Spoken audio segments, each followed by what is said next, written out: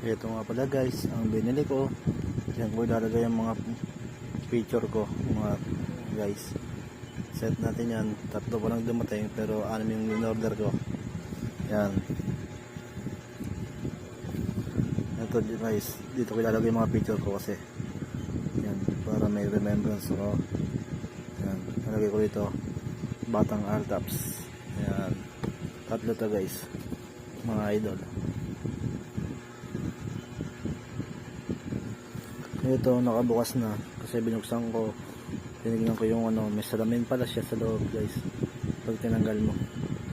Ito guys, oh.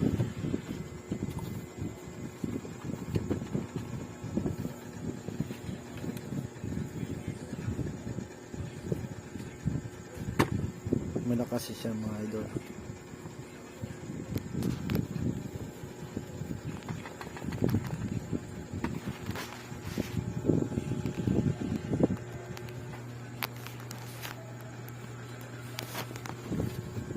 Tatanggalin natin siya.